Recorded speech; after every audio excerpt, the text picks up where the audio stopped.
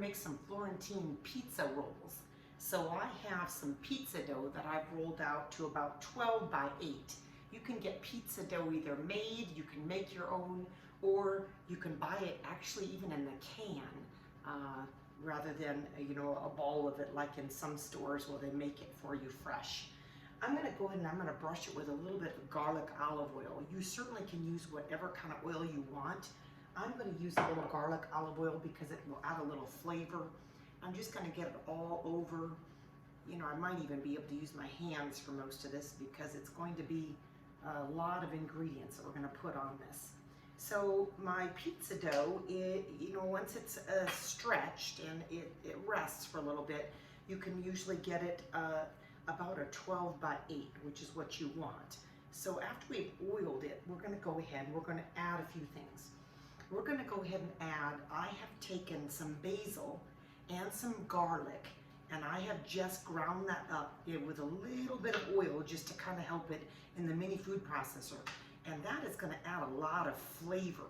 Now, if you don't have fresh basil or fresh garlic, you could use garlic powder, you could use basil or whatever kind of spice you had in the cupboard. So I've got a little bit of that. Now I did get some frozen spinach. You could use fresh if you wanted. And I just thawed it and I just squeezed it out a lot. You can do that between paper towels or just with your hands. And it's really pretty dry. That's what we want. So I'm going to put that all over the pizza dough here. And you can put as much or as little of these ingredients as you'd like, depending on what you like. Now I am, as I roll this out, or as I fill it, I should say, I'm trying to leave a little bit of an edge here with nothing on it other than the oil. And that is going to be where I kind of connect my roll when I roll it. All right, so let's get all this, because that's yummy spinach. All right, so the next thing I want to do is, I've already got my basil. I'm going to go ahead and I'm going to add my green onions. Now, once again, green onions are an optional ingredient. If you are not a green onion person, you could add whatever else you wanted. You could even add green peppers. Being that this is Florentine, that's where the spinach comes in. So it really doesn't matter what the recipe is called. Now, I do have a couple of ingredients. I toasted some pine nuts, and the recipe calls for only a couple tablespoons. They're like a favorite in my family. I toasted them in a little bit of butter. So pine nuts are a real buttery nut, and they add a really great, yummy flavor. Now I do have a little bit of mozzarella and asiago cheese. Cheese that you use is really completely up to you. It's not a big deal.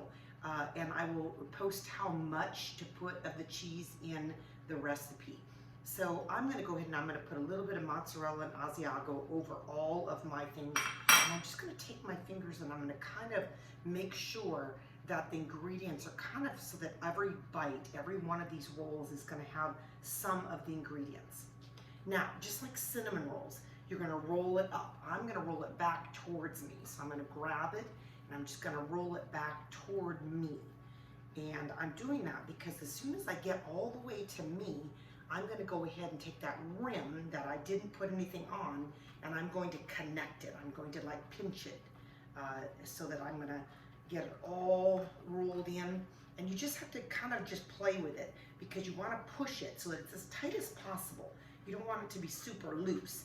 Now at the end, I notice that my ingredients are going to start to squish out. That's where I want to pull that up. Now pull that up where I had that rim.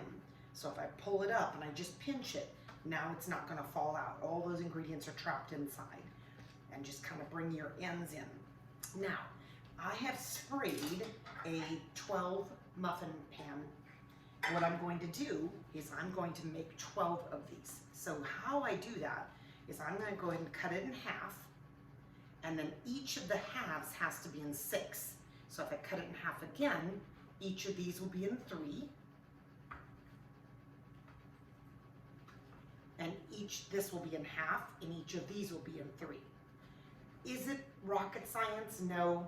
Just make sure you just do it the best you can to kind of make the sizes appropriate. Now, I'm going to go ahead and I'm going to grab each one of these. I'm going to put them into the muffin tin. First one is always the hardest to grab, and I'm going to put them upright.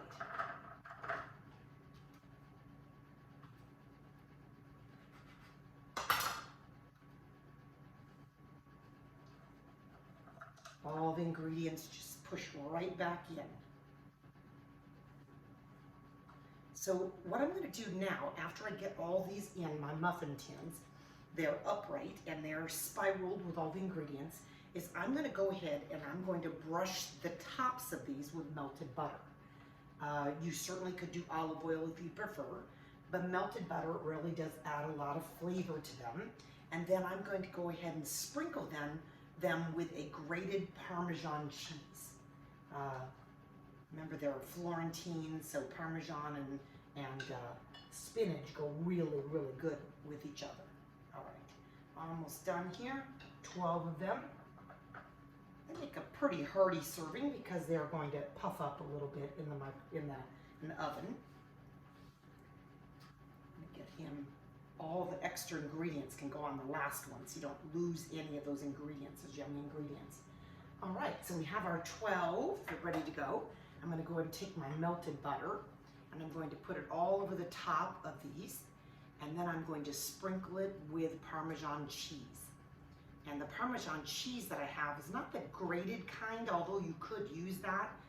I'm sorry, not the powdered kind. You could use that. Certainly, that's just as good if you have it. But I actually have the kind that is grated.